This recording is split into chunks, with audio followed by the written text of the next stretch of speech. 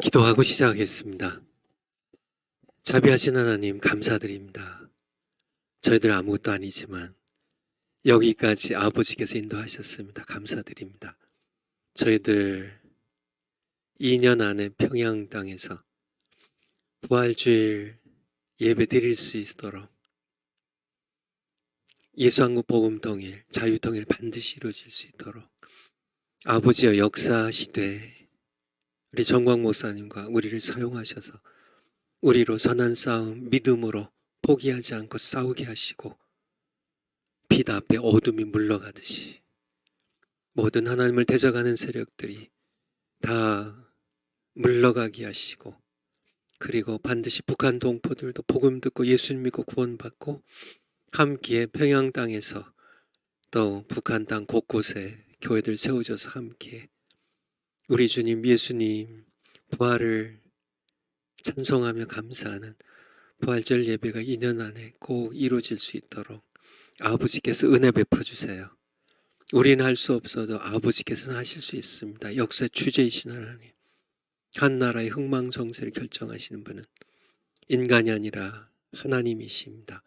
아버지여, 이 일을 이루어 주시옵소서.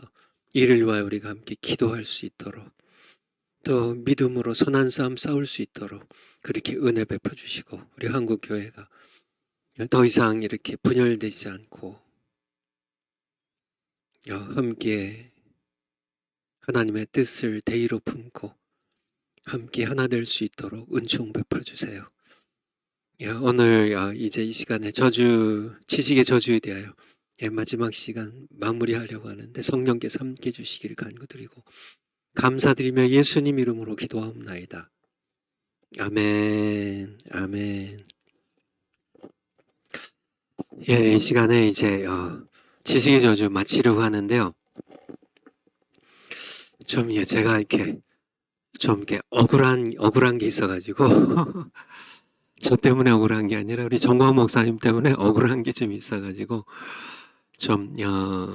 잠깐 시간을 내서 2시까지만 가능하면 아니면 그 안에 짧게 좀 말씀드리고 그리고 지식의 저주 마치도록 하겠습니다. 오늘은 어쨌든 마치도록 할게요. 그리고 다음 월요일 날은 그 다음 거 우리 하도록 하겠습니다. 지난 3월 26일이 이승만 대통령, 대한민국의 건국 대통령이죠. 이승만 대통령의 148주년 생신 기념일이에요. 그래서 우리 이승만 대통령의 그 생가인 이화장에서 이제 보훈처장이 이제 소집한 그런 그 기념식이 있었는데 제가 이렇게 신문 보도를 통해서 본 거로는 박민식 보훈처장인데요. 이분이 이제 이승만 대통령이 그동안 너무 이렇게 우리 좌파 역사학자들 또 전교조 그리고 모든 언론들에 의하여 아주 가장 부패하고 악하고 친일파 친미주의자 그렇게 온갖 오명을 뒤집어 썼는데요.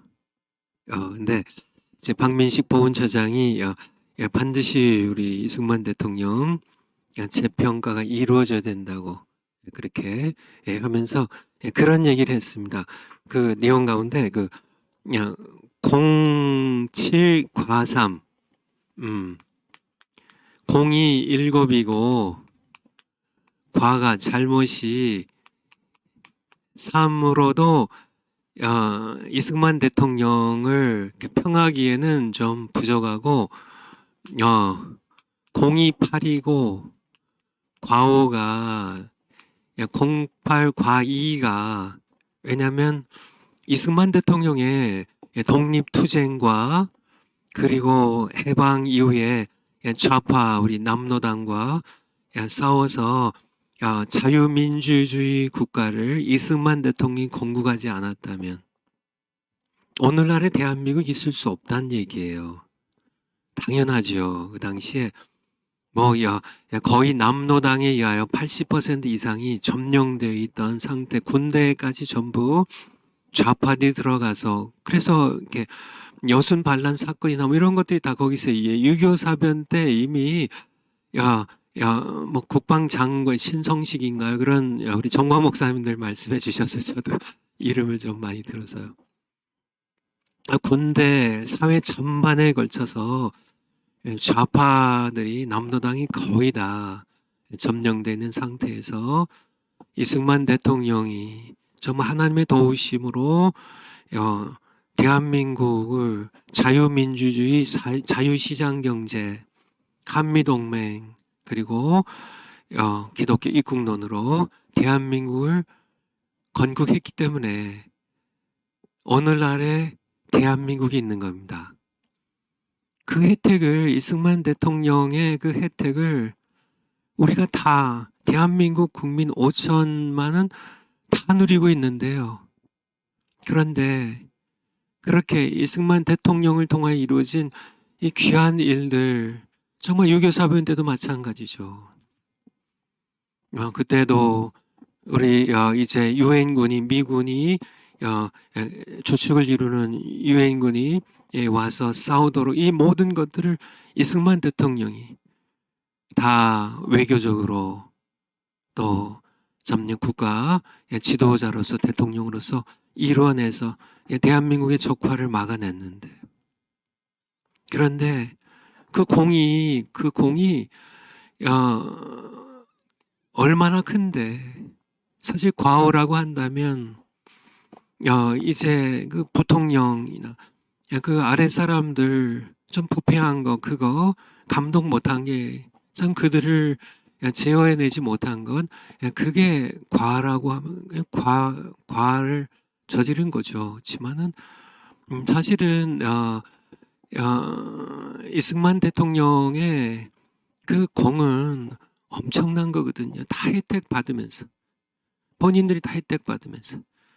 사실 이 좌파 역사가들이 온갖 오명을 다 뒤집어 씌워서 정말 우리 초등학교, 중고등학교 교과서를 완전히 좌파 역사학자들이 다 거의 10권 가운데 9권 이상이 전부 다 좌파학자들이 다 한 겁니다. 지금 역사 신학계 거의 우파가 거의 다 이렇게 왕따를 당하거나 밀려나가지고 전부 역사학계를 좌파가 잡고 있으니까요. 그러니까 정말 이게 나라가 지금 다 이게 제대로 된 나라가 아니에요, 대한민국이. 그래서 사실 이번에 이제 이승만 대통령 148주년 생신 그 기념식에도 사실 가장 중요한 자리에 있어야 될 분은 정광 목사님이에요.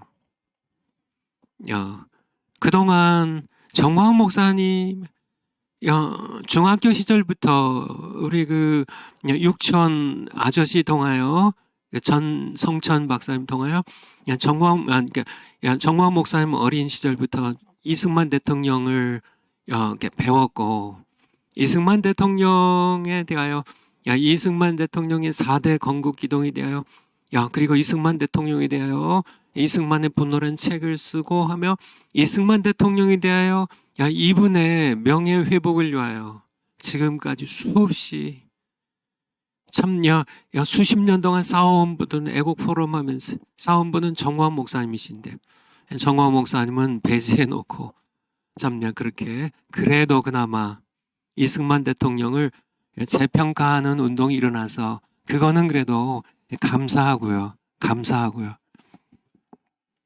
그리고 제가 드리고 싶은 말씀은, 이승만 대통령도 몰라서 그래요, 사람들이. 이게 좌파들의 전교조에 이게 잘못된 교육을 받아가지고 모르니까 직접 지식이 없고, 그나마 직접 지식을 전해주는 그것도 아니고 완전히 가짜 지식으로 간접 지식을 배워가지고 이승만 대통령은 그렇게 정말 부패한 가장 최악의 대한민국의 최악의 대통령 그렇게 하는데 그건 아니죠. 그렇죠. 그런데 이승만 대통령처럼 정화 목사님에 대해서도 모르니까 아까도 이렇게 잠깐 얘기를 드렸지만은 제가 생각하기에는 우리 정광훈 목사님에 대해서 공과 과를 얘기한다면은 공과 일이 요즘 이게 정광훈 목사님에 대하여 우리 좌파 정치인한 좌파 언론뿐만 아니라 심지어 우파 언론과 국민의힘 이제 국회의원들이나 시장도 그렇게 정광훈 목사님에 대하여 부정적인 얘기를 하는데요. 다 정광훈 목사님이 우리 문재인 좌파 정권 5년 동안 자기네들 큰 소리 한마디 못하고요. 정말 자기네들 피해 볼까봐, 자기네들 모욕당할까봐, 자기네들 박해당할까봐 그냥 그렇게 숨 죽이고 몸살이고 가만히 있다가 싸우지도 않고 비겁하게 있다가 그렇게 정광훈 목사님이 정말 이 광화문의 애국 성도들과 함께 싸워가지고 결국 이제 좌파 정권을 탄핵시키고 그리고 우파 정권 세워놓으니까 혜택은 본인들이 다 누린다는 거죠. 그게 좀 제가 억울하다는 거예요. 그렇게 좀 침묵하던 사람들이 그래요. 우리 대구시장이나 우리 국힘당에 우리 국회의원들 여러분들이 뭐 했나요? 여러분들이 싸웠나요? 권력에 정말 시퍼렇게 날이 선 그런 살아있는 권력 문재인을 향해 당신들 뭐라고 얘기했나요? 다 숨죽이고 있지 않았나요? 우파 언론들 당신들 뭐 했나요? 박근혜 대통령 탄핵했는데 앞장서고 여러분들이 뭘 했냐고요? 국민의힘 국회의원들 당신들이 4.3 사건 5.18 특별법 만드는데 찬성이나 하고 당신들이 역사관이 있어요? 대한민국에 대한 국가관이 있어요. 여러분들이 이승만 대통령이나 정광훈 목사님에 대해 감사하는 마음이 조금이라도 있다면 그런 발언하면 안 되죠. 안 되죠. 여러분들 정말 감사할 줄 알아야지. 그치? 이승만 대통령에 대해서도 정광훈 목사님에 대해서도 정말 이것이 그러니까 우리 어제 부활 주일 예배 광화문 예배 후에 우리 이어진 국민대회에서도 이제 강사들이 이게 말씀을 하셨지만은 말들을 하셨지만은 지금 김정은과 신문 보도에도 나오잖아요. 김정은과 북한 정권이 지금 가장 눈에 가시처럼 여기는 그런 사람이 정광훈 목사님이잖아요. 노골적으로 얘기들 하니까 정광훈 목사님이잖아요.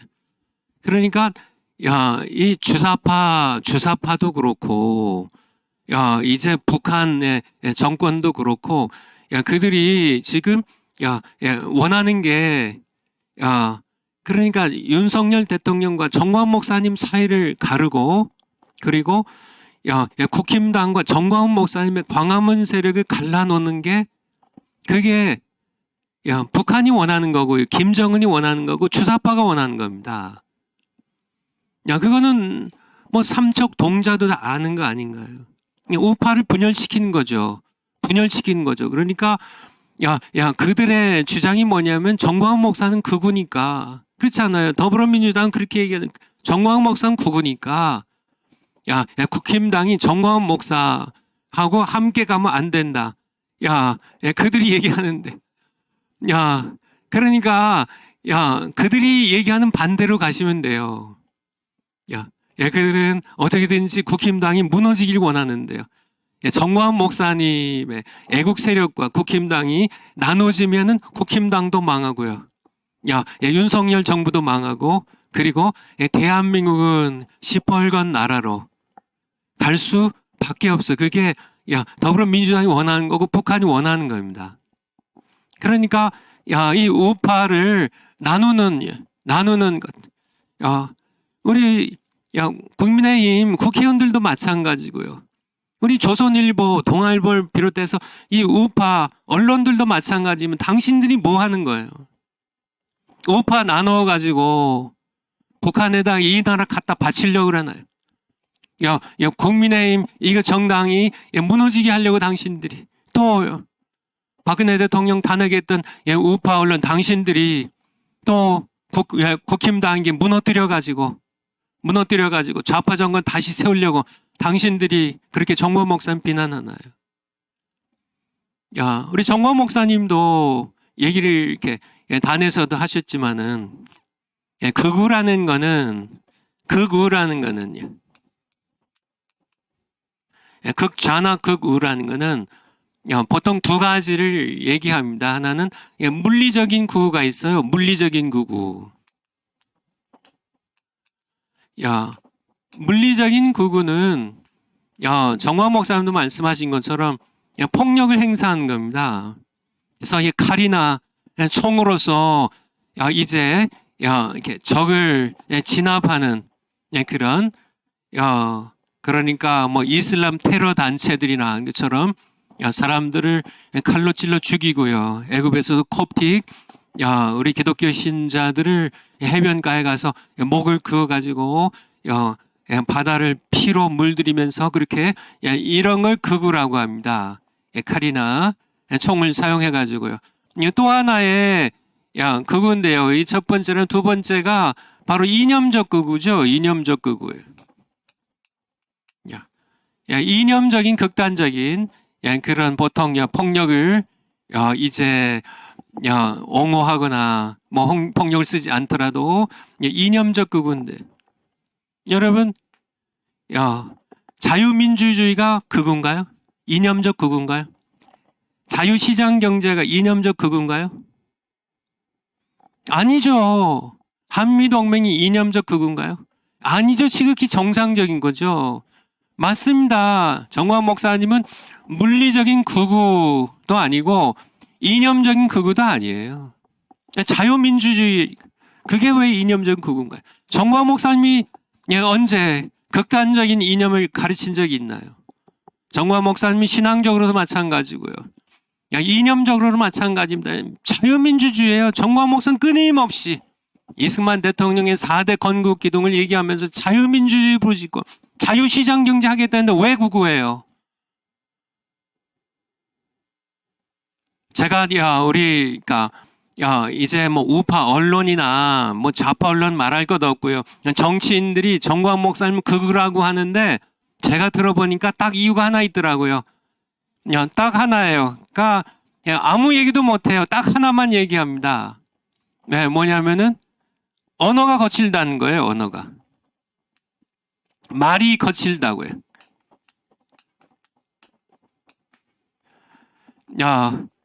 요거 하나예요. 요거 하나. 말이 뭐 여러 가지 얘기를 해도 결국 들어보면 그 얘기예요. 말이 거칠다는 얘기입니다.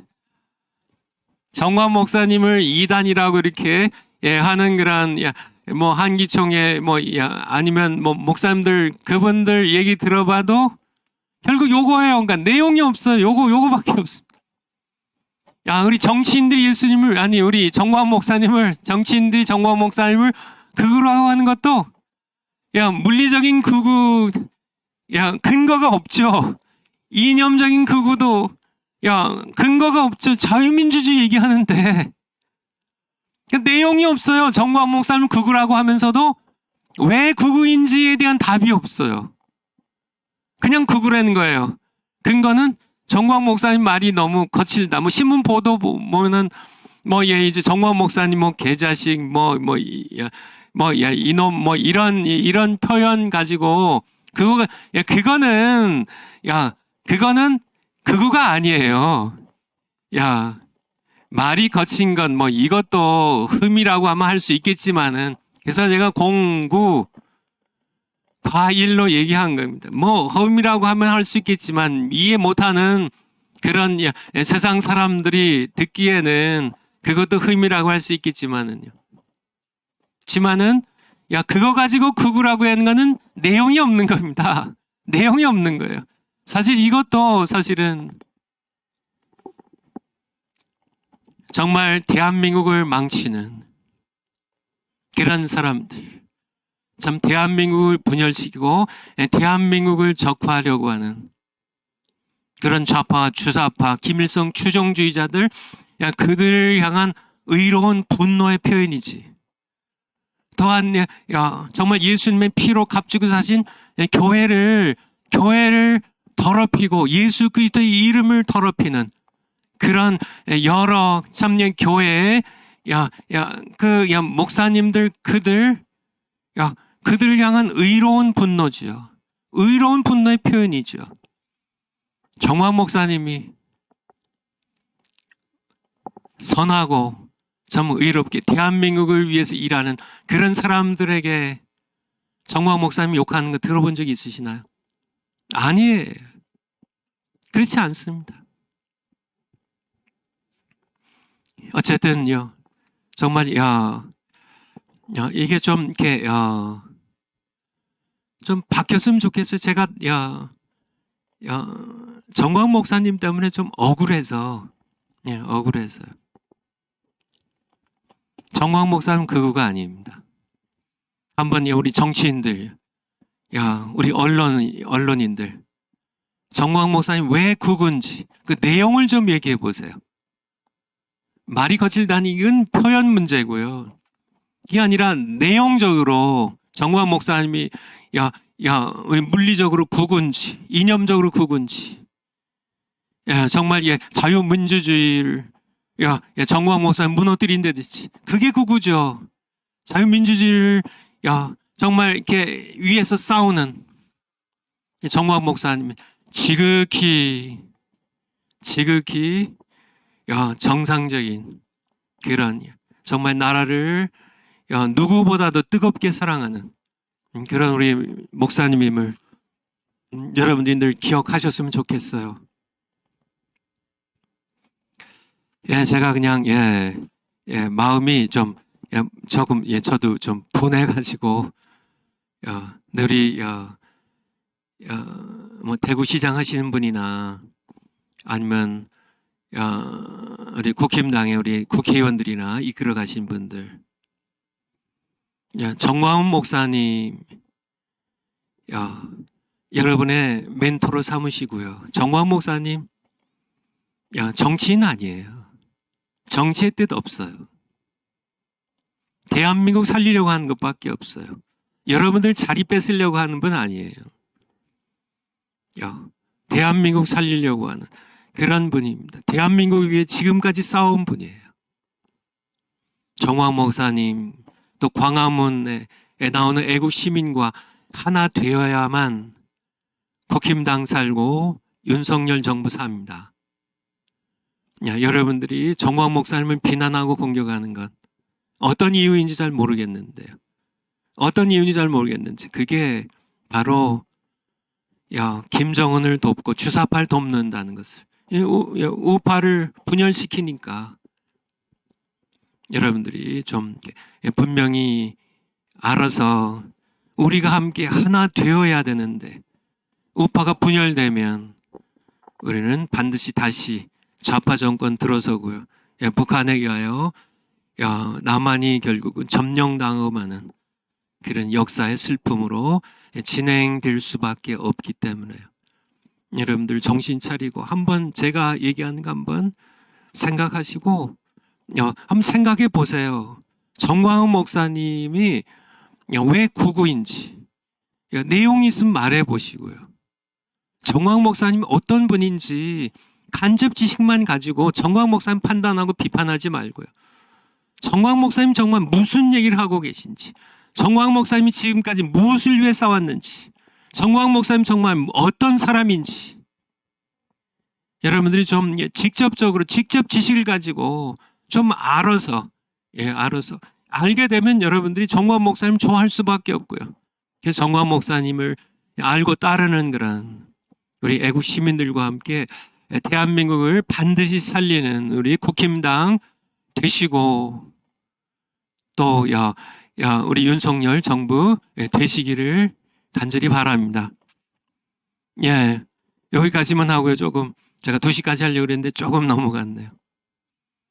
야, 지식의 저주로 예, 계속 좀 하도록 하겠습니다. 우리 파워포인트 올려주실까요? 우리 정광 목사님은 공구 과일 그것도 모자라요. 물론 뭐 정광 목사님도 흠이 있고 뭐 그런 분이지만은 또 제가 지금까지 살아오면서요. 우리 정광 목사님을 이렇게 가까운 이렇게 제가 이렇게 친구로 한다면 하나밖에 없는 그런 친구인데 하나님께서 허락하셔서 하나님께 감사드리고 또 여러분들도 또 우리 정관 목사님께 여러분들 이렇게 만나게 되어서 또 여러분들과 함께 이렇게 우리 광화문에서 선한 싸움도 싸우고 또 여러분들에게 이렇게 하나님의 말씀을 또 전할 수 있어서 저는 감사할 뿐입니다. 순서를 뒤집으라. 지식의 저주에서 벗어나려면 순서를 뒤집어야 돼요. 만약에 이렇게 아담과 하와가 이렇게 선악을 아는 지식의 나무를 먹지 않고 생명나무를 먼저 먹었으면 어떻게 됐을까? 어떻게 됐을까요? 이 생명나무, 이 생명나무를 먹고 지식의 나무를 먹지 않고 생명나무를 먹는다는 것의 의미는 생명이신 하나님과 함께 직접 교제하면서 살겠다는 선택이에요. 그렇게 됐다면 어떻게 될까? 순서를 뒤집었으면 어떻게 됐을까? 그렇다면은 자손 대대로 우리에 이르기까지 에덴 동산이 점점 확대가 돼서요. 정말 하나님 아버지 모시고 우리가 생명을 누리며 살았겠죠. 순서를 치마는 뒤집어서요.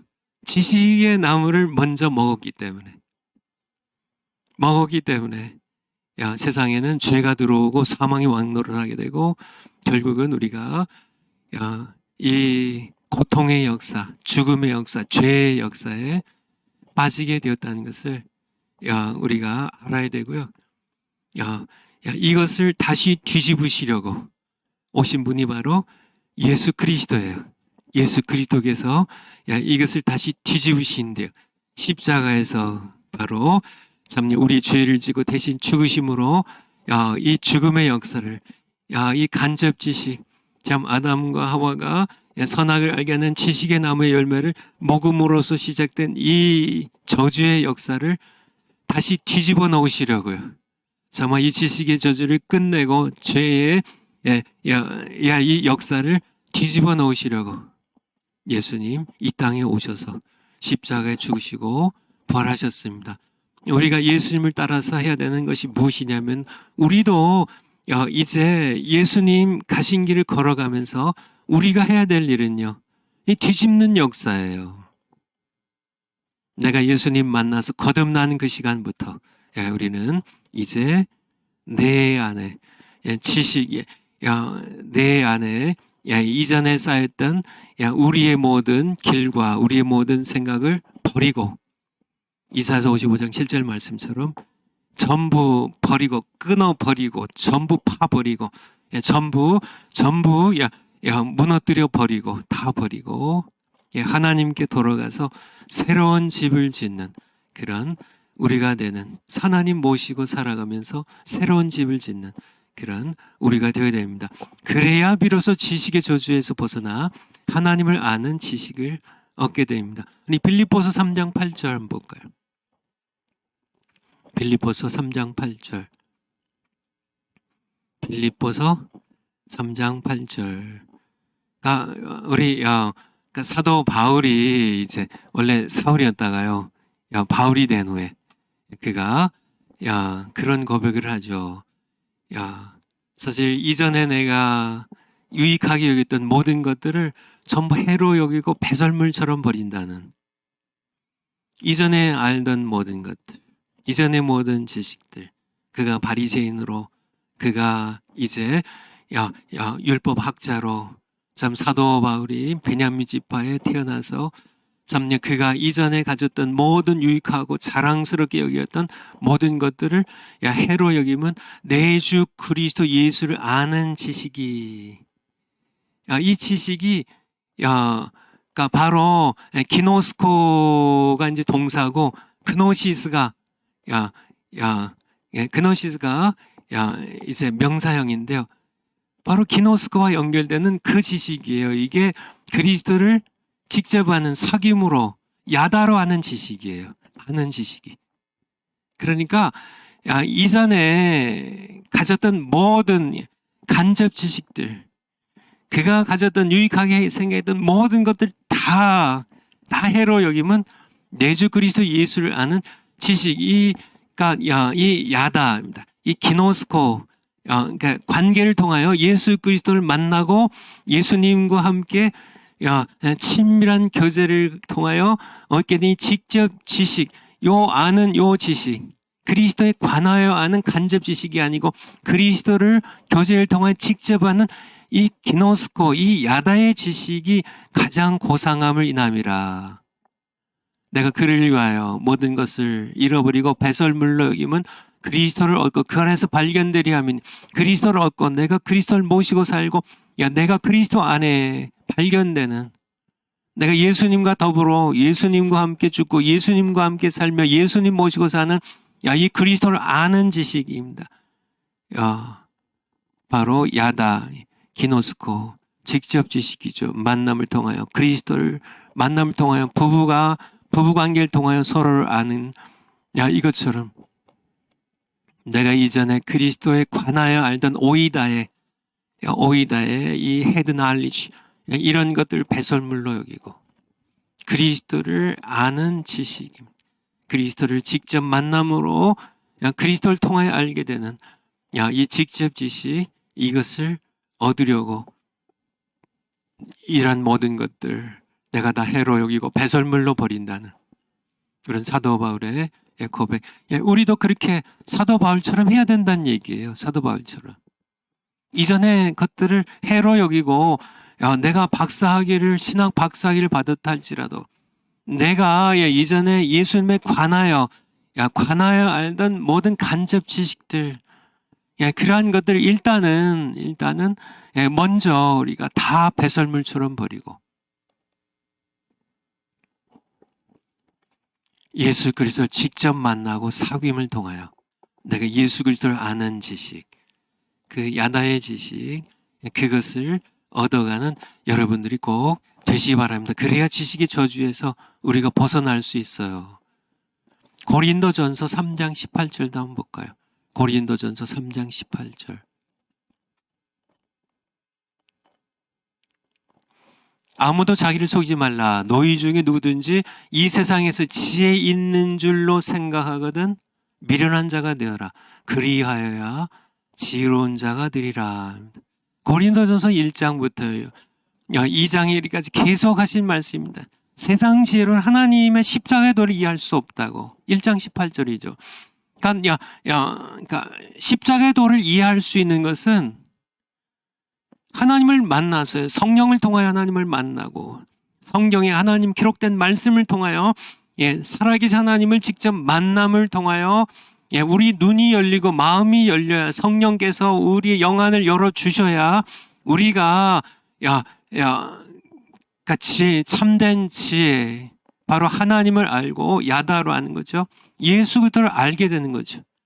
간접 지식만 가지고 지혜 있다고 생각하지 말라는 거예요. 아무도 자기를 속이지 말라고. 지혜 있는 게 아니라고. 신학 박사님들 지혜 있는 게 아닙니다. 목사님들 지혜 있는 게 아니에요. 신학 공부 많이 했다고, 성경 연구 많이 했다고, 내가 성경 얼마나 잘 알고 하나님 내가 얼마나 잘 아는데 착각하지 말라고. 아무도 자기를 속이지 말라고요. 지혜 있는 게 세상 지혜로 지혜로운 것. 그러니까 오이다의 지식으로 헤드 날리지로 내가 사고의 능력으로 내가 배워서 하나님에 대한 간접 지식은 오히려 저주가 될 수 있다고요. 직접 지식을 밀어내니까. 차라리 미련한 자가 되라고요. 버리란 얘기죠. 미련한 자가 되란 얘기입니다. 그러면 정말 살아계신 하나님을 만남을 통하여 야다입니다. 야다. 직접 하나님을 만나서 하나님을 통하여 내가 하나님을 알게 되는 이 야다의 지식으로 지혜로운 자가 되리라고 우리에게 말씀해 주고 계신 겁니다. 파워포인트로 다시 가볼까요? 그러나 신학책, 학위, 지식, 생각을 버리는 것이 생각보다 훨씬 힘들다는 얘기예요. 이사야서 55장 7절에 너희는 너희 생각을 버리고 내게로 돌아오라고 그렇게 하나님 말씀하셨는데 버리는 게 쉽지 않다는 얘기예요. 버리면 되지 버리겠습니다. 그렇게 버려보지 않은 사람은 잘 몰라요. 제가 신학을 공부하고 모았던 모든 책들을 똥처럼 버리고요. 설교를 하고 목회할 때 성경책 하나 가지고 했는데요. 이게 쉬운 게 아니라니까요. 주석책들, 정말 보물처럼 여기는 주석책들, 신학책들, 이런 것들, 설교 준비하는데, 다른 사람의 설교집들, 여러 가지, 여러 책들, 다 버리는 게, 배설물처럼 버리는 게 생각보다 쉽지 않다는 얘기예요. 박사학위 버리는 게, 이거 버리지 하고, 그렇게, 정말 태평양 건너오면서 박사학위를 정말 태평양 바다에 깊이 정말 이렇게 던져 버려도요. 그래도 박사학위는 여전히 따라와요. 박사학위를 그냥 불태워 버려도요. 여전히 박사학위가 따라옵니다. 이게 안 된다니까요. 더욱이요. 박사학위는 그래도 이렇게 불태워 버릴 수 있지만은 지식과 생각은 이게 불태울 수도 없잖아요. 어떻게 버리실래요? 한번 실행해 보세요. 실은 이것이 불가능합니다. 안 돼. 끊임없이 따라와요. 버리고 버려도 따라와요. 어떻게 할 것인가? 하나님께서 도와주셔야 돼요. 하나님께서 도와주셔야 돼요. 하나님께서 은혜를 베푸실 때 사도 바울처럼 하면 됩니다. 우리 사도 바울과 베드로를 좀 비교해 보면 좋은데요. 사도 바울은 원래 간접 지식이 많았어요. 원래 이 사도 바울의 아버지도 바리새인입니다. 사도 바울의 아버지 로마 시민권자로요. 그러니까 이 사도 바울에게 엄청난 영향력을 미친 사람이죠. 사도 바울은 바리새인으로 자랐어요. 사도 바울은 어려서부터 학문적으로요. 이 머리에 헤드 날리지로 간접 지식이 하나님에 대한 간접 지식이 엄청 축적된 사람입니다. 그러니까 예수님에 대한 간접 지식은 예수님을 대적하는 그러니까 예수님은 완전히 이렇게 하나님을 회방했던 마땅히 십자가에 못 박아 죽어야 할 그런 죄인으로 사도 바울은 예수님에 대하여 간접 지식을 갖고 있었죠. 그렇죠.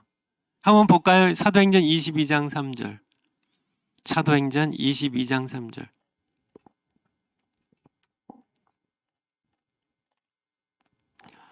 나는 유대인으로 길리기아 성 다소에서 낳고 그 성에서 자라 가말리엘의 문화에서 가말리엘 아주 당대 최고의 유대 최고의 학자입니다. 그 문화에서 우리 조상들의 율법에 엄한 교훈을 받았고 오늘 너희 모든 사람처럼 하나님께 대하여 열심하는 자라. 그러니까 사도 바울이 이렇게 율법에 대해서도 가말리엘 문화에서 이렇게 모세 오경에 대해서도 그렇고요. 정말 유대인으로 유대인의 집안에서 자라면서 모든 그런 하나님에 대한 간접 지식이 엄청난 거죠. 엄청난 거죠. 하나님께 대해 열심히 있는 자라. 4절에 보면 내가 이 도를 이 도가 뭔가요? 새로 유대인의 입장에서 보면 새로 생긴 도죠. 나사렛 예수를 믿는 이 도를 핍박하여 사람을 죽이기까지 하고 남녀를 결박하여 옥에 넘겼노니 이에 대제사장들과 모든 장로들이 내 증인이라. 다메섹까지 가서. 그러니까 야, 사도 바울이 왜 예수님 믿는 사람들을 이 돌을 핍박하고 예수님 믿는 사람들을 죽이고 열심히 대단해가지고 다메섹까지 가서 예수 믿는 사람들을 결박하여 데리고 오려고 했는. 왜 그랬을까요? 사도 바울이 예수님의 말씀에 하면 아버지와 나를,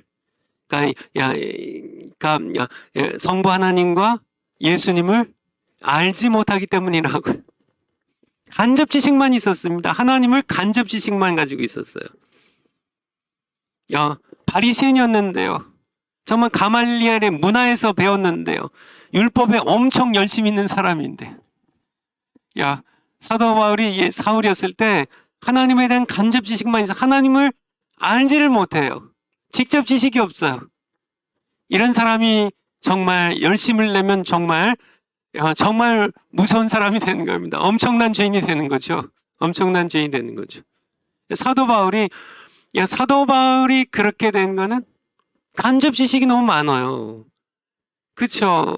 내가 가말리엘의 문화에서, 내가 모세 오경의 율법에 내가 최고 권위자고, 내가 율법에 의로 흠이 없는 자라고, 나는 바리새인이라고, 나는 히브리인 중에 히브리여, 이스라엘 사람이여, 베냐민 지파여, 내가 자랑스러운 건 내가 다 있는데, 내가 하나님을 얼마나 잘하는데, 그런데 이 하나님을 잘한다는 이 지식이 전부 간접 지식이에요. 하나님을 몰라. 이게 하나님 모르는 거죠. 엘리 제사장의 두 아들 홈리와 비나스처럼 하나님을 모르는 그런 사람이 정말 폭탄이죠. 굉장히 위험한 거죠. 굉장히 위험한 사람입니다. 그런데도 열심히 써가지고. 오늘날 교회도 마찬가지예요. 하나님을 아는데 전부 간접 지식밖에 없어요. 이런 사람이 열심을 내면 정말 이 청년 사울처럼 홈리와 비나스처럼 그렇게 되는 겁니다. 정말 하나님의 교회를 핍박하고 그렇게 되는 거죠. 그렇게 그러니까 바울하고 틀리게, 바울 우리 사도행전 26장 24절도 한번 볼까요? 26장 베소 총독의 24절인데, 베소 총독의 얘기인데요. 바울이 이같이 변명하며 베스도가 크게 소리하여 가로되, 바울아, 내가 미쳤도다. 내 많은 학문이 너를 미치게 한다. 이제 사도 바울이 많은 학문을 가졌던 건 사실이에요. 근데 이 많은 학문이 뭐였었나요? 예수님 만나기 전에는 전부 간접 지식이에요. 이 저주받은 간접 지식입니다. 그래서 교회를 핍박하고 예수님을 핍박했던. 그런데 결국은 이제 다메섹 도상에서요. 부활하신 예수님 만난 다음에 드디어 야다의 지식을, 예수님을 직접 만나면서 이제 드디어 직접 지식이 시작이 되면서 사도 바울이 뭘 해요? 이전에 간접 지식을 해로 여기고 해설물처럼 여기는 그런 사도 바울이 되는데, 그것이 내가 착 한번 배설물처럼 한번 딱 버리면 끝난 게 아니라는 얘기예요. 끝난 게 아니라는 얘기. 고린도전서 9장 27절. 고린도전서 9장 27절. 고린도전서 9장 27절. 내가 내 몸을 쳐 복종하게 하면, 그러니까 사도 바울이 자기 몸을 쳐서 복종시켰어요. 그러니까 내가 남에게 전파한 후에, 내가 예수 그리스도를 전하고 복음 전파한 후에 자기가 내 자신이 도리어 버림이 될까 두려워함이로라. 사도 바울의 몸부림치는 자기 자신을 쳐서 복종시키는, 그리스도께 쳐서 뭐가 사도 바울에서 끊임없이 꿈틀꿈틀 살아난 게 뭘까요? 자기 자랑이죠.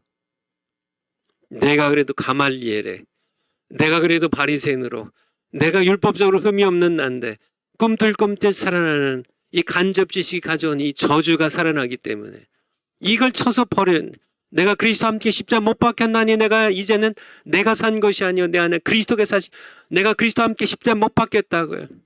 갈라디아서 2장 20절입니다. 갈라디아서 6장 14절에 정말 내가 그리스도에게 십자가밖에 자랑하지 않는데, 내가 십자가에서 내가 세상에 대하여 못 박히고 세상이 나에 대하여 못 박혔다고 십자가에서 자신을 끊임없이 죄에 대하여 세상에 대하여 자신을 못 박아 자신을 죽이는 쳐서 복종시키는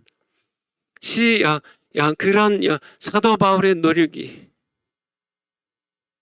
우리 신학교 교수님들에게 신학 공부를 많이 한 목사님들에게 필요합니다. 사도 바울처럼 하세요. 정말 하나님께서 너희가 내게 돌아오려거든 너희 길을 너희 생각을 버리고 돌아오라는데 이게 쉽게 버려지지 않는다는 얘기예요. 날마다 자신을 쳐서 복종시키는 날마다 자기를 자합하세요. 나는 날마다 죽노라고 하는 사도 바울의 길을 걸어가면 하나님의 은혜로 여러분들이 지식의 저주를 끊어버리고요. 여러분들이 하나님께 사도 바울처럼 쓰임을 받을 수 있지만은 그렇게 하지 않는다면 여러분들은 지식의 저주에 매여서요. 마태복음 7장 22절부터 예수님 23절에 말씀하신 것처럼 그날에 예수님께서 내가 너희를 도무지 알지 못하니 너희는 나를 간접 지식으로만 관하여 안 것이야. 그건 나를 안 것이 아니야. 나는 너희를 몰라. 너희도 나를 몰라. 내 곁을 떠나가라고. 그렇게 예수님의 선언을 듣지 않으시려면 여러분들은 사도 바울처럼 공부 많이 하신 분 할 수밖에 없어요. 공부 안 하신 분들 우리 베드로처럼요. 사도행전 4장 13절 사도행전 4장 13절 사도행전 4장 13절 베드로와 요한이 성령 충만해가지고 우리 백성의 지도자들입니다. 대제사장들과 서기관들, 백성의 장로들 그들 앞에 예수 그리스도를 증거하니까요. 그때 깜짝 놀랐습니다. 베드로와 요한이 기탄 없이 말을 보고 그 본래 학문 없는 범인으로 베드로와 요한은 어부 출신이요. 배운 게 없어요. 간접 지식이 없어요. 율법도 몰라요. 잘. 하나님도 잘 몰라요. 학문이 없어요. 그러니까 간접 지식이 없어요. 오히려 무식한 사람들이죠. 베드로와 요한, 이렇게 무식한 베드로와 요한, 그들은 사도 바울은 처음부터 간접 지식이 예수님 만나기 이전에 간접 지식이 너무나 많았습니다. 이 간접 지식 때문에 사도 바울은 예수님 만나기 전까지 하나님께서 개입하셔서 예수님 개입하셔서 그를 생애를 완전히 뒤돌려 놓기까지 그는 교회를 핍박하는 자였습니다. 예수님 믿는 사람들 죽이는 그런 사람이었어요. 왜? 무엇이 그를 그렇게 만들었을까요? 하나님에 대한 간접 지식이요. 그를 저주로 몰아가고 있었는데 예수님께서 다메섹 도안에서 그를 만나서 그에게 이제 간접 지식을 뿌리 뽑는 사건이죠. 그래서 그가 바울이 영적 주소에서 다소의 바울이 다메섹의 바울이 되고 그리고 직가의 바울이 되고 그리고 이제 아라비아의 바울이 되고 안디옥의 바울이 될 수 있도록 완전히 하나님을 직접 아는 야다의 지식으로 예수님을 직접 만나 교제함으로 알게 된 이 직접 지식으로 아는 그런 사도 바울로 만들면서요. 바울의 생애가 완전히 바뀌는데 그렇지만 그 만난 순간에 다 끝난 건 아니란 얘기예요. 사도 바울은 끊임없이 자신을 날마다 쳐서 그리스도께 복종시키는 꿈틀꿈틀 끊임없이 살아나는 그러한 옛날에 자신의 자아가 이 간접 지식으로 무장했던 이 옛날 시절의 사울 청년이 다시 살아나는 끊임없이 그를 죽여댔던 거죠. 가말리엘의 문화에서 배웠던 그런 모든 간접 지식들이 그것이 쳐서 복종시켜지지 않는 한 그는 예수 그리스도를 따라가는 예수님의 쓰임받는 그런 사람이 될 수 없었기 때문에 그는 내가 나를 쳐서 복종시키면 내가 이렇게 복음을 전한 후에 내가 도리어 버림받을까 봐 그렇게 바로 간접 지식을 많이 배운 사람들은 사도 바울의 길을 걸어가시고요. 반면에요. 정광 목사님처럼 아예 간접 지식을 깡그리 무시하고요.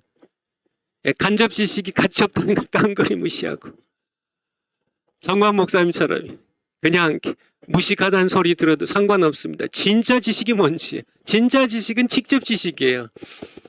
간접 지식이 아니라 하나님에 관하여 하는 사람의 통로로 간접적으로 사람들이 교수님이나 어떤 뭐 다른 사람을 통하여 내가 간접적으로 듣는 하나님에 대한 간접 지식. 이런 간접 지식을 무시해버리고요. 베드로는 간접 지식은 거의 없어요. 처음부터 예수님 만나가지고 누가복음 5장에 보면 이제 물고기 잡는데요. 이제 말씀에 의지해 내가 그물을 던지리이다 하고 물고기가 엄청 많이 잡혔죠. 나와서 예수님께 무릎 꿇고요. 나는 죄인입니다. 나를 떠나소서. 예수님 말씀하시죠. 내가 이제는 사람을 낚는 어부가 되겠다. 그리고 그는 배와 그물을 버려두고 예수님을 따르게 되는데요. 그러니까 베드로는 간접 지식은 없었지만 그게 오히려 복이 돼가지고요. 그냥 직접 예수님을 직접 만나서 직접 지식을 가지고 예수님을 만나서 예수님을 사귀고 예수님이 베드로를 알고 베드로가 예수님을 알고요. 이게 직접 지식이죠. 쌍방간에 이루어지는 야다의 지식으로 예수님을 알고 예수님을 사랑하고 예수님을 따르니까 베드로가 귀하게 쓰임 받는데요. 여러분은 사도 바울과예요, 베드로과예요? 저는 베드로과가 더 행복하다고 봐요. 정광 목사 행복하신 분이. 정말 참된 지식, 직접 지식입니다. 하나님을 아는 지식은 정광 목사님처럼 그렇게 깊고 정광 목사님처럼 그렇게 명확한 사람은 이 시대에 거의 없어요. 이 시대뿐만 아니라 교회 2000년 역사 가운데 정광 목사님처럼 그렇게 직접 지식으로 예수님을 알고 하나님을 아는 그런 사람은 뭐 사도 바울 빼고 뭐 베드로 뭐 요한 뭐 이 사도들 빼고 사실 거의 없다고 봐야 될 것 같은데요. 뭐 하나님께서 정확하게 아시겠지만은 정광 목사님 그래서 부러운 분입니다. 그런 면에서 보면 저는 베드로과라기보다는 이 사도 바울과인데요. 하나님께서 그렇게 길을 걸어가게 하셨으니까. 그런데 저로 하여금 그렇게 학자의 길을 걷다가 목회자의 길로 바꿔주신 하나님의 이유가 있는데 그것이 바로 지식의 저주를 이제 깨닫도록요. 제가 이 지식을 배우는 그런 신학자의 길을 걸어가지 않았다면 모르니까 베드로처럼 무식하니까 근데 제가 신학자의 길을 걸어갔었기 때문에 그것도 우리 보수 신학계에서 그냥 가장 그래도 이렇게 존중하는 그런 총신과 칼빈과 웨스트민스터 이 3개 신학교에서 제가 신학의 최고의 과정을 공부했기 때문에요. 저로 하여금 이 지식이 배설물처럼 버려야 할 저주가 될 수 있다는 것을 이제 강의하고 깨닫게 하시려고 하나님께서 저를 이 사도 바울의 길을 걸어가게 하셨는데요. 물론 사도 바울과 비교하면 저는 아무것도 아니지만은 어쨌든 그 길을 서로 학자의 길을 간접 지식, 이 저주가 될 수 있는 이 지식의 길을 학자의 길을 걸어가게 하셨는데 그 이유를 바로 이제 이 강의도 하고 이 책도 쓰라고 하나님께서 하신 부르심이라고 이렇게 믿습니다. 그런데 우리 정말 하나님께서는 근데 사도 바울과 베드로를 똑같이 귀하게 쓰세요. 똑같이 귀하게 쓰세요. 그래서 똑같이 여러분들 베드로가 베드로의 길을 걸어가면 감사하시고요. 사도 바울의 길을 걸어가시면 자아 파쇄하냐고, 자아를 죽이냐고, 자신을 쳐서 복종시키냐고, 정말 이 간접 지식을 못 박느냐고 힘은 들겠지만은 그래도 그 과정을 사도 바울처럼 걸어가면 하나님께서 여러분들을 사도 바울처럼 또 귀하게 사용하실 줄 그렇게 믿습니다. 우리 파워포인트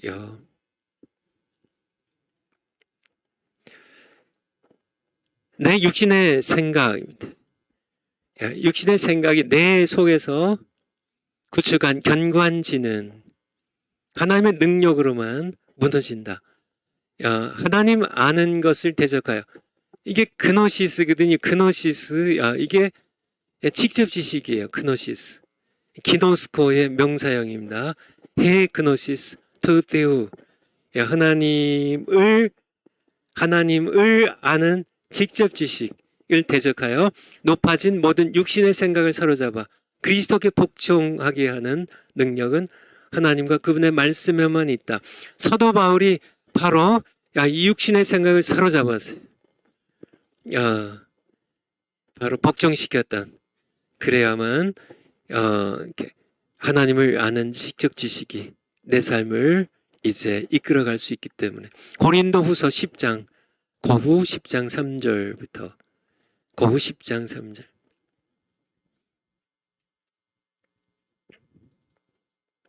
우리가 육체에 있어 행하나 육체대로 싸우지 아니하노니. 그러니까 육체입니다. 이게 소마가 아니라 사르스예요.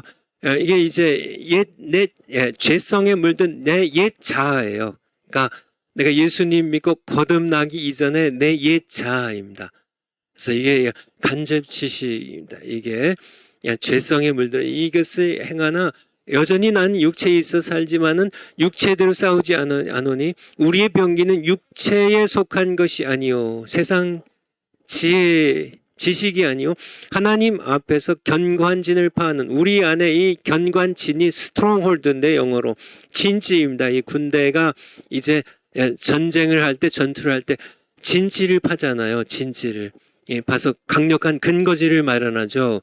그래서 거기다 뭐 이렇게 현대전 같으면 기관총을 거기다 놓고 거기다가 이제 총알을 막는 이제 이런 이렇게 뭐 모래 부대나 뭐 흙 같은 걸 이렇게 막아서 이게 강력한 진지입니다. 적이 공격하는 것을 막기 위해서 이렇게 만드는 경관 진지. 이것을 파는 강력한 힘은 무엇이냐면 하나님의 말씀의 검이란 얘기예요. 우리 싸우는 병기는 뭐 인간의 지식도 아니고 뭐 이렇게 뭐 주먹이나 뭐 이런 인간의 병기가 아니라 육체에 속한 병기가 아니라 하나님 앞에서 견고한진을 파는 강력인데 이것이 하나님 말씀이래요. 모든 이론을 파하며 5절에 하나님 아는 것을 대적하여. 여기에 하나님 아는 것. 이게 헤 그노시스, 기노스코, 야다, 직접 하나님을 직접 아는 직접 지식. 이것을 대적하여 높아진 것을 다 파하고 모든 생각을 사로잡아. 그렇죠? 사로잡아. 그리스도께 복종케 하니 모든 생각을 사로잡았어. 그러니까 이 모든 생각들을 전부 파하고 이 강력한 진을 전부 뿌리채 다 뽑아버리는. 내 안에 형성된 모든 그런 간접 지식이 만들어낸 모든 이 진지들을 전부 파헤쳐서 전부 무너뜨리고 사로잡아서 그리스도께 복종케 하는. 이것은 육체에 속한 병기가 아니라 하나님의 말씀이라는 그런 사도 바울 자신의 고백입니다. 사도 바울 여러분도 그렇게 하시란 얘기예요.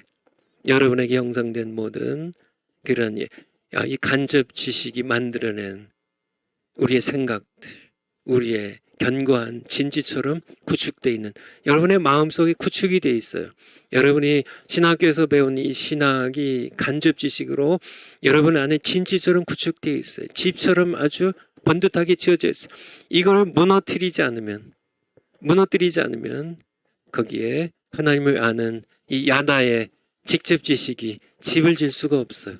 그래서 무너뜨려야 되는데 우리의 힘으로는 불가능하다는 얘기예요.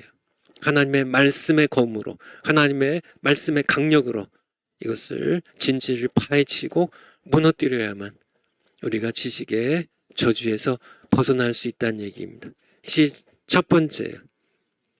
파워포인트로요.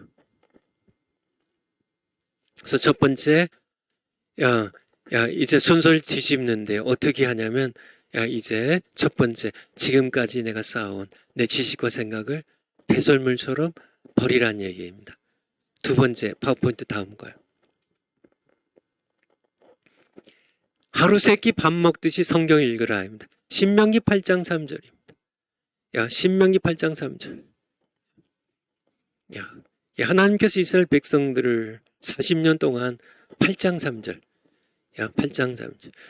야, 이스라엘 백성들 40년 동안 광야 생활하고요. 생활하게 하고 거기서 8장 3절. 이제 신명기 이제 출애굽 야, 세컨드 제너레이션이죠. 야, 출애굽할 때 야, 20살 미만이었거나 광야 생활 가운데 태어난 이제 두 번째 세대에게 야, 이제 모세가 이제 세상을 떠나기 전에 이제 하나님께 돌아가기 전에 가르친 내용입니다. 너를 낮추시며 하나님께서 너를 낮추시며 너로 줄이게 하시며 또 너도 알지 못하면 내 열조도 알지 못하던 만나를 내게 먹이신 것은 하나님께서 40년 동안 이스라엘 백성들에게 광야에서 만나를 먹이셨는데요. 만나를 먹이셨는데 그것은 그들을 낮추시는 과정이었어요. 뭐 그냥 허구한 날 만나만 먹이셨어요. 40년 동안 낮추셨어요. 야, 그리고 줄이게 하셨어요. 야, 그러니까 만나에 먹을 게 없어요. 입맛이 없어도 만나를 먹어야 돼요. 그냥 정말 하루 이틀이 뭐 한 달, 두 달이 아니라 1년, 2년이 아니라 40년 동안 장장이. 뭐 그래도 맛있는 음식을 먹고 뭐 그런 것도 없어요. 그냥 계속 뭐 그냥 먹기 싫어도 만나. 뭐 때로는 먹기 싫어하고 먹지도 않을 거고요. 뭐 그냥 그렇게 계속 하셨는데 그 이유는 사람이란 존재가 무엇인지 알게 하기 위해서. 사람이란 존재는 덕으로만 사는 존재가 아니라 짐승은 하나님의 형상대로 지음을 받지 못한 짐승이라면 덕으로만 덕으로만으로 살 수 있지만 덕으로만 살지만은 사람이란 존재는 하나님의 형상대로 지음을 받았기 때문에 덕으로만 사는 것이 아니라 여호와의 입술에서 나온 모든 말씀으로 사는 줄을 너로 알게 하려 하심이니라. 요거 하나 가르치려고 40년 동안 이스라엘 백성들을 낮추시고 줄이게 하시고 그들도 알지 못하고 그들의 조상들도 알지 못하던 만나를 그냥 주기장창 만나를 먹이셨어요. 만나를 먹이셨어요. 뭐 하나 깨닫게 하시려고요? 사람이란 존재가 덕으로만 사는 존재가 아니라 하나님의 입에서 나온 모든 말씀을 먹어야 사는 존재임을 너로 알게 하려고. 오늘날 마찬가지입니다. 여러분들이 하나님의 말씀 먹지 않아도 살 수 있다면 여러분 짐승 같은 삶을 사는 겁니다. 짐승하고 똑같은 거 하나님이 신명기 8장 3절 말씀 그대로 적용하면 나는 뭐 떡만 먹으면 살아요. 난 떡만 먹으면 살아요. 세상 사람들 다 하나님의 입장에서 보면 전부 짐승처럼 사는 겁니다. 떡만 있으면 사니까. 그건 사람이 아니에요. 사람다운 삶이 아닙니다. 하나님의 형상으로 지음을 받은 인간이라면 적어도 떡 외에 하나님의 말씀을 먹어야 돼요. 요거 하나 알게 하시려고 40년 동안 광야에서 하나님께서는 이스라엘 백성들에게 만나를 먹이셨어요. 여러분은 이 사실을 아시고 계시나요? 정말 우리 파워포인트에 있는 것처럼 밥 먹듯이 하루 세끼 밥 먹듯이 성경을 읽어야 돼. 밥보다 더 중시해야 돼요. 여러분들이 이 성경 못 읽으면 밥도 먹지 않는 제가 이게 목회하면서요. 목회하면서 초기 몇 년 빼고 20몇 년 동안 성도님들에게 성경이 아침에 일어나서 성경을 읽지 않으면 밥도 먹지 말라고요. 저도 그것을 실천했고요. 성도님들에게 그것을 뭐 지키지 않은 그런 이렇게 불순종하는 그런 청개구리 같은 그런 성도들도 있었겠지만은 많은 성도님들이 따라서 하는 것을 알고 있어요. 지금 이제 제가 은퇴해서 3년 이제 되어 가는데요. 지금 성도님들이 이제 아직도 하고 계신 성도님들이 계시겠죠. 내가 하나님 말씀 먹지 않으면 난 밥도 먹지 않겠다는. 왜냐하면 나는 하나님의 형상대로 창조된 사람이니까. 여러분들 그리스도인이라면 목사님이라면요. 여러분들이 하루 세끼 밥 먹는 것보다 성경 읽는 것을 중시해야 돼요. 성경입니다. 하나님을 아는 지식은 이 기노스코 야다의 직접 지식은 성경에 기록된 하나님의 말씀을 듣고 읽고 묵상할 때 찾아오시는 하나님을 만난 시간에 은혜로 주어집니다. 은혜로. 뭐 다를 때 주어지기도 해요. 그렇지만은 하나님께서는 보통 하나님께서 자주 사용하는 것은 성경 말씀을 내가 읽고 또 묵상하고 또 하나 중요한 것 뒤에 말씀드리겠지만은 복종할 때 말씀에 복종할 때 하나님께서는 우리를 여러분을 찾아오세요. 그래서 하나님을 아는 지식을 야다의 지식을 얻게 됩니다. 밥을 먹을 때 분석하며 먹지 않고 맛을 즐기면서 단순히 먹죠. 여러분 밥 먹을 때 여러분들 늘 분석하세요. 요거는 잡고기 보리가 몇 %가 섞여 있고 이게 흰쌀밥에 이게 콩이 몇 %가 있는데 콩에는 비타민이 뭐가 있고 이게 뭐 단백질이 좀 많고 뭐 보리에는 뭐가 있고 뭐 이런 걸 전부 분석하면서 분석하나요? 이래서 요리조리 밤알을 다 헤쳐가면서 이거를 분석하고 영양가를 분석하고 이게 무슨 뭐 이렇게 그렇게 먹나요? 그렇지 않죠. 그냥 뭐 이렇게 아내가 해주거나 엄마가 밥 해주시면 그저 그냥 이렇게 맛있게 감사합니다 하나님 잘 먹겠습니다 기도하고 푹푹 퍼먹죠. 성경 읽을 때도 그렇게 하시라는 얘기예요. 밥 먹을 때 하는 것처럼 그냥 단순하게 읽으란 얘기예요. 어른처럼 분석하지 말고 어른처럼 이렇게 성경 읽을 때 계속 이렇게 자꾸 간접 지식을 쌓으려고 성경의 내용들을 계속 분석하고 쪼개고 따지고 그렇게 하지 말고 간접 지식만 늘어나서 그게 저주가 된다니까요. 그냥 어린아이처럼 이렇게 맛있는 음식 뭐 이렇게 무슨 음식이든지 뭐 이렇게 뭐 짜장면이면 짜장면 뭐 짬뽕 뭐 우리 웅지 간사님이 오늘 점심을 우리 유금지 교수님과 함께 짬뽕을 먹었다 그러는데 분석하며 먹지 않았죠. 그냥 맛있게 그냥 즐기면서 아이고 하나님 맛있는 음식 주셔서 감사합니다. 짬뽕 그냥 이렇게 면도 먹고 뭐 해물도 뭐 오징어도 좀 집어 먹고 뭐 양파도 집어 먹고 그냥 그렇게 단순하게 그렇게 즐기면서 성경을 읽을 때 하나님께서 우리를 그 말씀을 통해 성경된 말씀을 통해 우리를 찾아오셔서 하나님과 그 말씀이 매개체가 되어서 하나님을 만나고 그분과 교제하는 그런 걸 통하여 직접 지식을 늘려야지 내가 이 성경책을 분석적으로 하면서 하나하나 학문적으로 따져가지고 그렇게 하는 경우 우리는 간접 지식만 쌓이고 이것은 오히려 저주가 된다는 얘기. 직접 지식을 가로막아요. 직접 지식을 몰아내요. 악화가 양화를 구축하듯이. 간접 지식이 내 안에 털을 닦고 진실을 구축하면 직접 지식이 하나님을 직접 사귐으로 아는 직접 지식이 내게 발을 묻히도록 밀어낸다니 발을 못 붙이도록 밀어낸다니까요. 그냥 이렇게 성경 읽을 때 어린아이처럼 이렇게 즐기면서 단순히 읽으라고요. 파워포인트 좀 이제 끝내야 되니까 어른처럼 분석하며 읽으면 하나님에 관하여 아는 간접 지식이 오이다의 지식이 늘어요. 헤드 날리지 머리만 커져요. 그리고 점점 더 어른이 되어가며 교만해져서 지식의 저주에 빠지게 됩니다. 고린도전서 8장 1절, 고전 8장 1절. 지식은 교만하게 하며 그 말씀입니다. 신약성경 고전 8장 1절. 고린도전서 8장 1절. 우상의 제물에 대하여는 우리가 다 지식이 있는 줄 아나 지식은 교만하게 하며 중요한 단어입니다. 자꾸 간접 지식이 늘어나면 오히려 저주에 빠져요. 교만의 저주, 지식의 저주에 빠지게 된다는 것을. 그러니까 분석하며 읽지 말라면 파워포인트를 다시 가죠.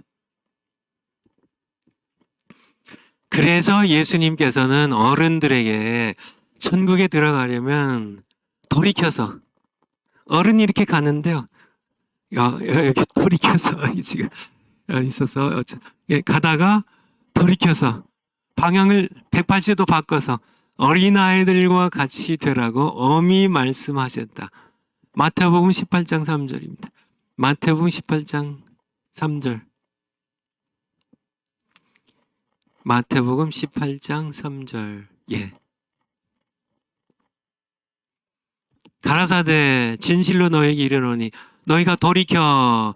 어른들이 계속 어른이 돼가요. 계속 어른입니다. 지식을, 이 간접 지식을 쌓아가면서 계속 어른이 되어가는데, 어른들에게 너희가 돌이켜서 방향을 바꿔서 180도 바꿔서 다시 어린아이와 같이 되지 아니하면 결단코 천국에 들어가지 못하리라고.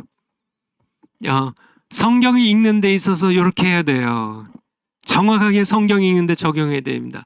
성경을 읽는 데서도 너희가 어른으로 자꾸 분석하면서 자꾸 성경 읽는데, 그러면 너희가 간접 지식만 머리에 쌓여가지고 다투기나 하고 이렇게 싸움이나 하고 너희가 저주에 빠지니까 내가 돌이켜서 어린아이처럼 성경을 읽으라고. 그렇게 하지 아니하면, 어린아이들과 같이 되지 아니하면 결단코 천국에 들어가지 못하리라고. 그렇게 예수님 말씀하고 계세요. 아니, 파워포인트를 다시. 그러니까 성경 읽을 때 이렇게 여러 가지 다 우리가 어린아이처럼 그렇게 단순해지고 순수해져야 되겠지만은, 가장 중요한 것은 성경 읽을 때 어린아이가 밥을 그냥 먹듯이, 어른도 그냥 먹죠. 어린아이들은 더욱 그렇죠. 그냥 어린아이가 밥 먹듯이 단순하게 하나님의 말씀 읽고 순종하면 계시를 통해 하나님의 은혜로 새로운 세계가 열리게 됩니다. 누가복음 10장 21절 22절, 이게 하나님의 뜻이에요. 하나님의 뜻이. 누가복음 10장 21절 21절. 예수님께서 70명을 짝지어서 파송했다가 돌아왔을 때 예수님이 기도하신 내용인데요. 이때에 예수께서 성령으로 기뻐하사 가라사대 천지의 주제이신 아버지여. 기도의 내용이죠. 아버지여.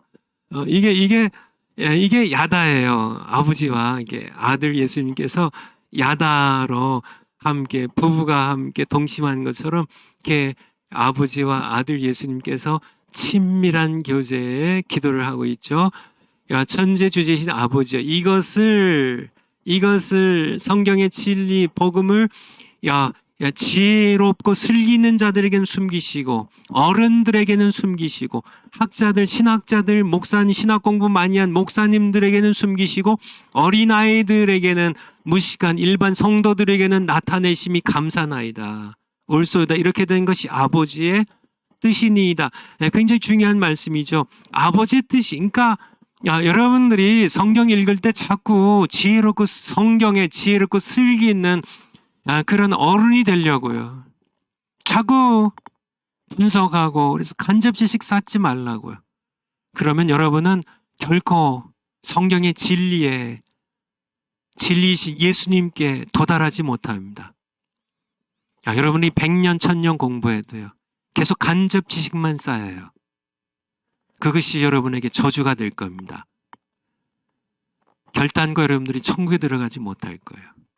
그냥 어린아이들처럼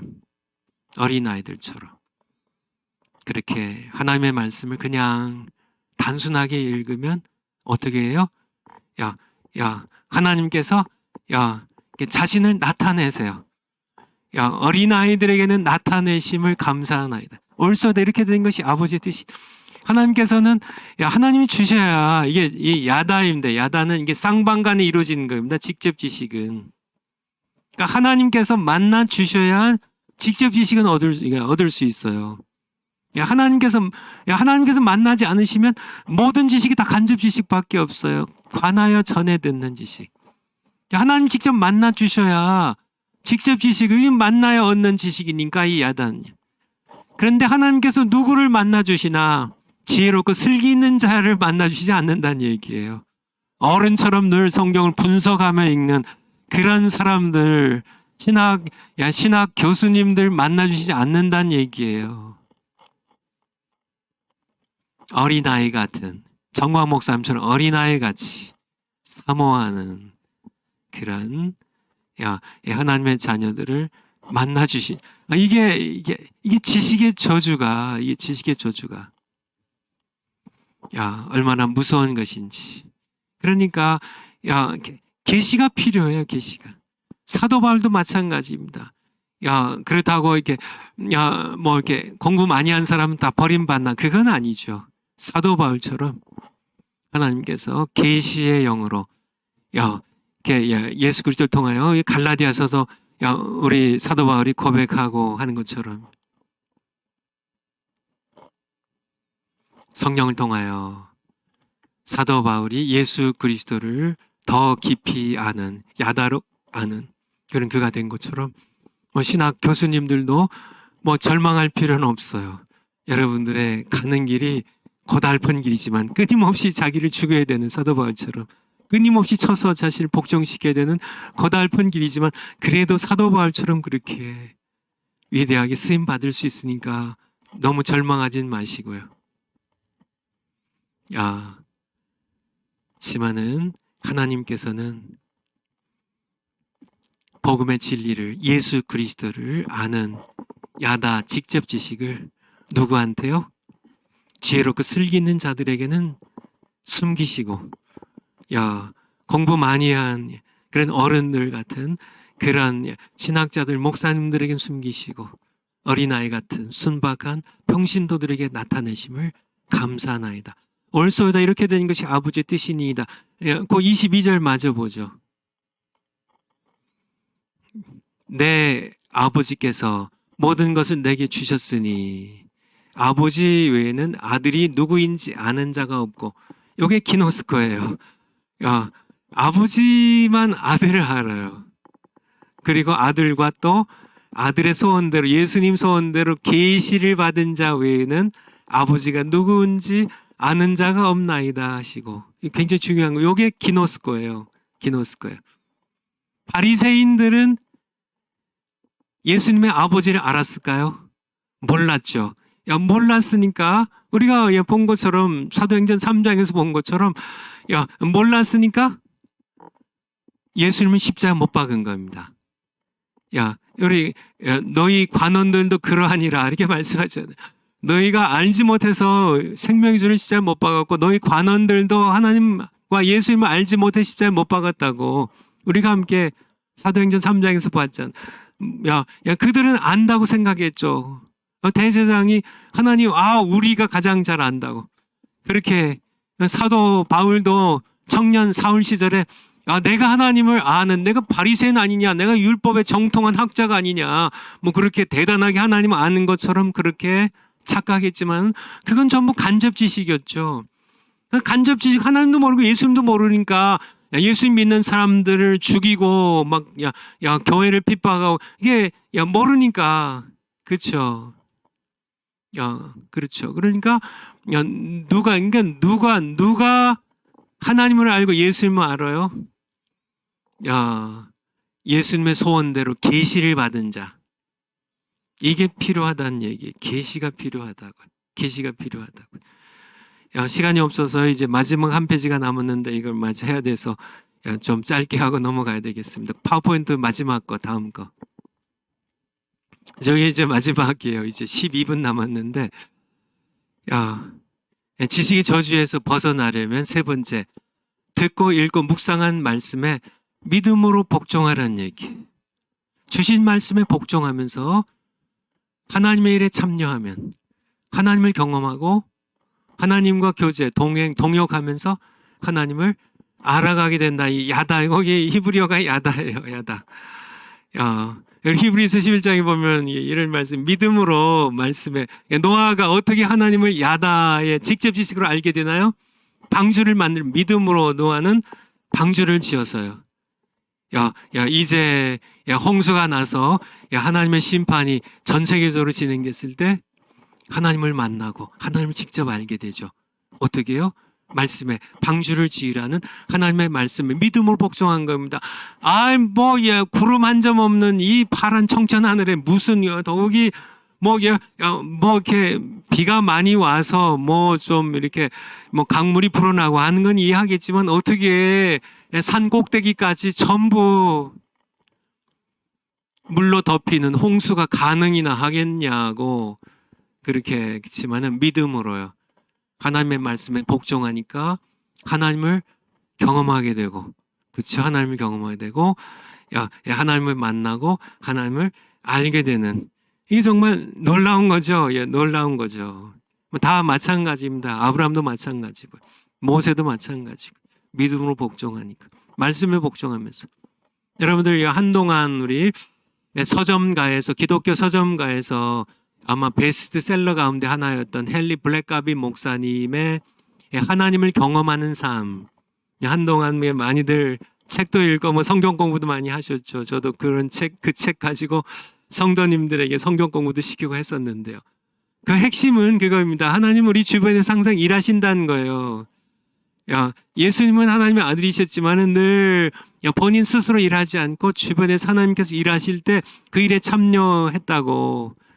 마찬가지로 하나님께서는 여러분의 주변에서 항상 일하고 계세요. 뭔가 일하고 계세요. 무슨 일을 하실까요? 죽은 영혼들 살리고, 불쌍한 영혼들 말씀 먹이고, 정말 배고픈 사람 먹이고 하는 하나님께서는 우리 주변에서 늘 일하십니다. 일하세요. 하나님께서는 그것을 우리에게 말씀하시고 초청하시죠. 초청하실 때 우리가 갈등이 되지만은 저게 노아처럼요.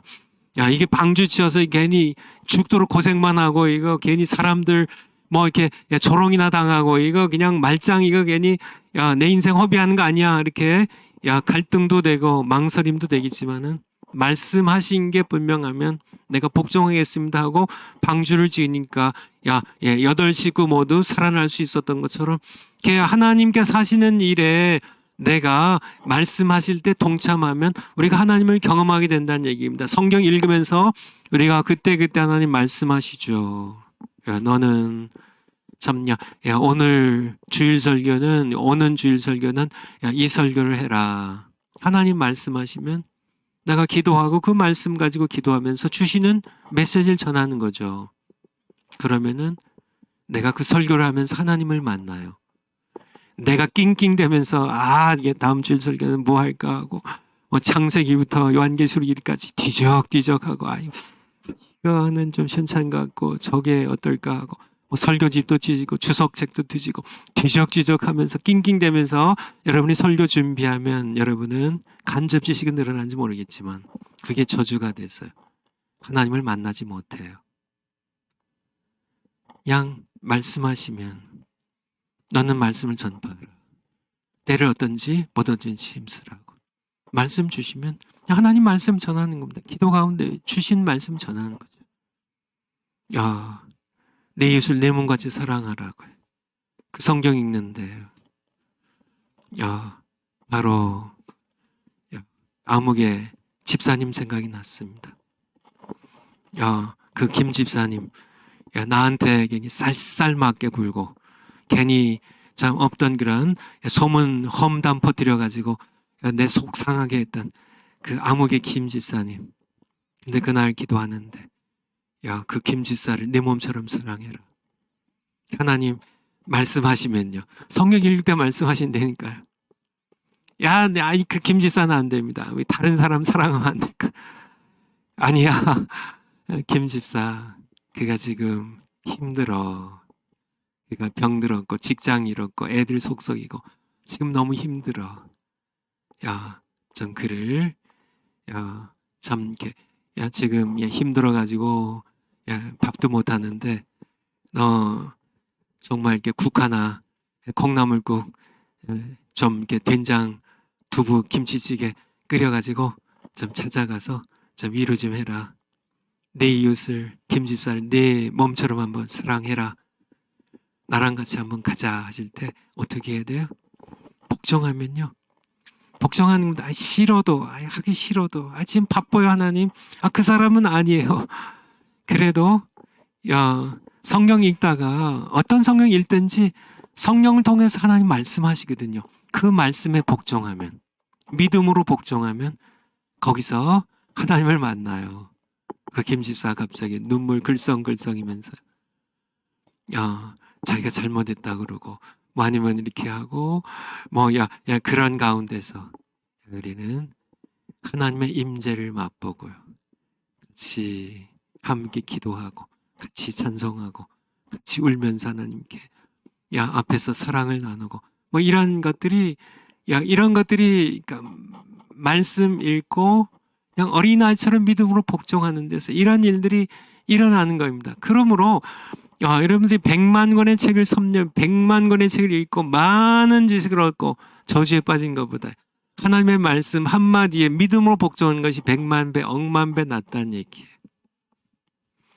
성경을 그냥 구역구역들 그렇게 읽고 신학교에 가서 3년, 10년씩 공부하시는데요. 그 많은 지식 얻어서 뭐 하려고 그래요? 지식 얻어서 뭐 하려고요? 그건 전부 간접 지식인데. 하나님을 직접 아는 지식. 이게 헤드 날리지가 아니고요. 관계 하나님과의 사귐을 통해서 얻는 하나님을 아는 지식입니다. 야다입니다. 그게 생명이에요. 영생은 유일하신 참 하나님과 그의 보내신 자 예수 그리스도를 아는 것, 야다 기노스콘. 그게 영생, 그게 생명, 그걸 맛봐야 되는데. 책만 그냥 줄기차게 공부하고 새로운 지식, 그래서 성경에 관한 지식만 쌓고 그게 나쁘다는 거 아니에요. 그런데 이 야다 직접 지식이 내 안에 자리 잡기 전에 그런 간접 지식만 내 안에 간접 지식이 진을 치게 되면 여러분은 저주에 빠진다는 얘기입니다. 그렇게 하지 말라는 얘기.